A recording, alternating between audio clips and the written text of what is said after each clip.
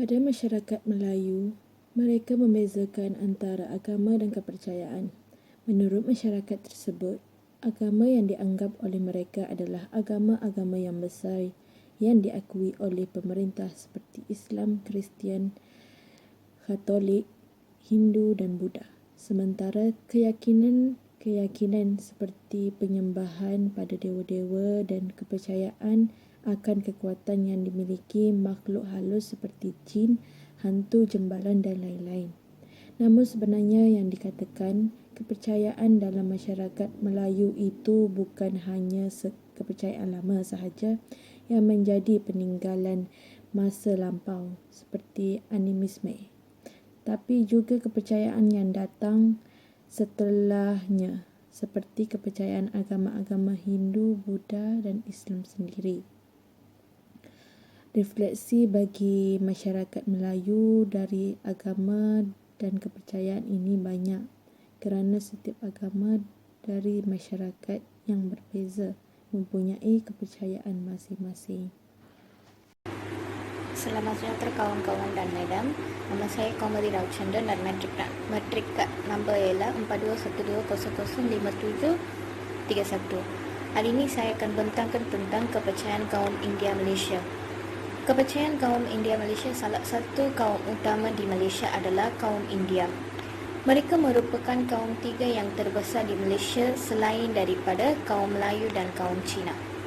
Kaum India di Malaysia adalah mereka yang terdahulu yang berhijrah dari India Selatan pada zaman penjajahan British di Tanah Melayu dan untuk perdagangan. Seperti etnik lain di Malaysia, kaum India juga mempunyai agama dan kepercayaan tersendiri. Kepercayaan kaum India dalam aspek agama, perkahwinan, perayaan dan juga kematian. Sebagai refleksi dalam kepercayaan dan agama ialah dalam usaha untuk Malaysia memupuk perpaduan melalui agama dan kepercayaan. Rakyat yang dibahagikan mengikut kumpulan etnik perlu saling bertolak ansur supaya perpaduan negara dapat dicapai. Di Malaysia, agama dan kepercayaan dalam kaum India telah sedang dan akan terus berlaku. Rakyat harus mempunyai sifat bersih, cekap dan amanah. Jadi sebagai warga negara Malaysia adalah tanggungjawab kita untuk mewujudkan perpaduan di mana asas perpaduan telah disediakan melalui penubuhan persekutuan. Kita hendaklah mencapai persefahaman tentang agama dan kepercayaan. Selamat sejahtera kepada madam dan rakan-rakan sekalian.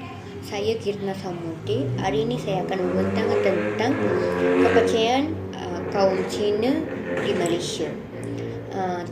Kebiasaannya tamadun Cina ini merupakan tamadun terutama dan masih berkeseimbangan sehingga kini dan berasalkan daripada keturunan bangsa yang Mongol. Peradaban di negara Cina bermula di Sungai Kuning dan di utara kira-kira 4,000 hingga 2,000 sebelum Masehi, membawa kepada kegemilangan dalam pelbagai sektor itu, iaitu pentadbiran, falsafah, sastra, unsur moral, penciptaan dan sains. Selain daripada itu, peradaban Neolitik di negara China dikenali sebagai Longshan dan Yang Shou. Selain daripada itu, kepercayaan bagi tamadun Cina adalah terdapat beberapa, iaitu animisme, Taohu dan Confucius. Sebagai keseluruhan, animisme adalah satu istilah yang di mana kepercayaan yang melibatkan pemujaan roh dan semangat alam semula jadi. Kedua adalah ajaran Taohu. Taohu dia adalah Taoisme berdasarkan ajaran Lao Jis yang menarikkan supaya manusia menarik diri daripada dunia jiwa dan mencari jalan bahagia secara pengasingan diri daripada peraturan dunia jawi. Ketiga adalah ajaran Confucius, iaitu seorang ahli falsafah Cina yang terkenal pada destinasi Chahu. Konfusianisme adalah tidak dianggap sebagai satu agama yang berunsurkan keturunan, tetapi dia merupakan prinsip-prinsip hidup yang baik. Antara pengajian yang saya didapati dalam video ini adalah kita sebagai rakyat Malaysia, kita haruslah bersatu padu kerana selain dari etnik Melayu, terdapat etnik yang lain yang pelbagai seperti Cina, India, Sing, orang asli dan Kadazan dan lain-lainnya. Hak beragama dan negara haman Malaysia adalah hak masing-masing. Kepelbagaian dalam budaya ini menuntut satu pendekatan supaya rakyat Malaysia lebih bersatu padu dan hidup tanpa tiada ketenteraman dari negara asing. Hanya kumpulan-kumpulan etnik mungkin mempunyai identiti masing-masing tetapi tanpa bersefahaman dan toleransi masyarakat.